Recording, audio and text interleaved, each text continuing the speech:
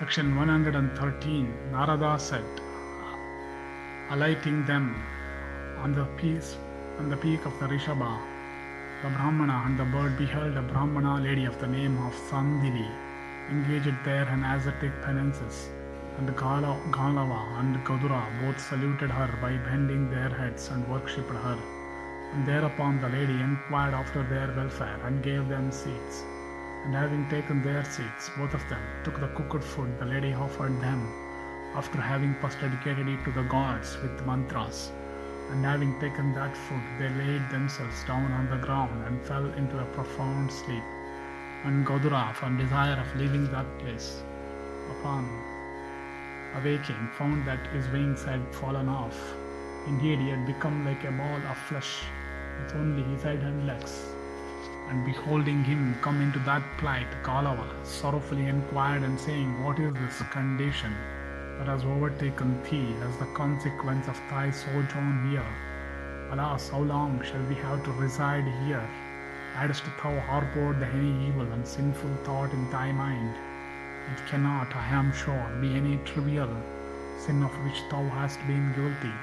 Thus addressed, Gadura replied unto the Brahmana, saying, "Indeed, O regenerate one, I entertained the thought of carrying away this lady, crowned with ascetic success, from this spot to where the Creator himself, the divine Mahadeva, the eternal Vishnu, and both virtue and sacrifice personified live together.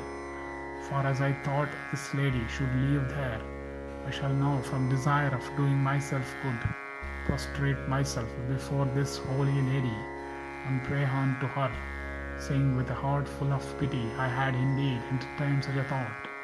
Whether I acted rightly or wrongly, even this was the wish, evidently against thy own, that was cherished by me from my respect for thee.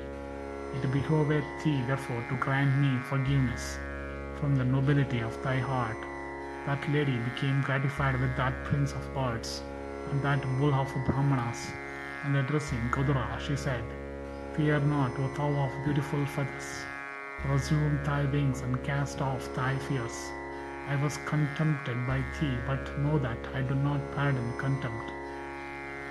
That sinful being who entertains contempt for me would speedily fall away from all blissful regions, without a single inauspicious indication about me, and perfectly blameless as I am. I have, in consequence of the purity of my conduct, attained to high ascetic success. Purity of conduct beareth virtue as its fruit. Purity of conduct beareth wealth as its fruit. It is purity of conduct that bringeth on prosperity, and it is purity of conduct that driveth away all inauspicious indications.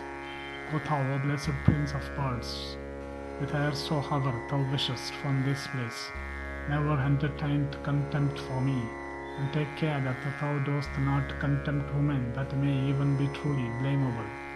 Thou shalt again be, as before, invested with both strength and energy."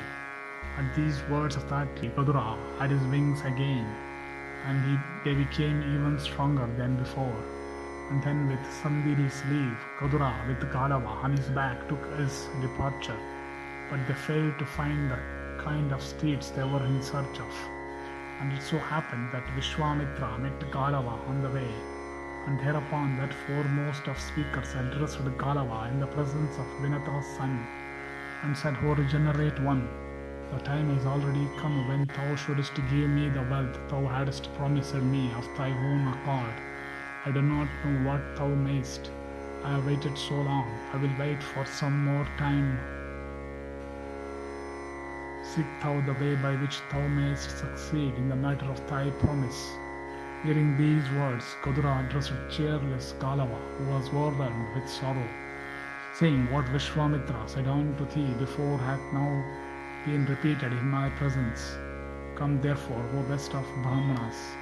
We will, Galava, deliberate on the matter without giving thy preceptor the whole of the wealth promised by thee. Thou canst not even sit home." Thus ended section 113 in the Bhagavat Yana Parva of the Udyoga Parva.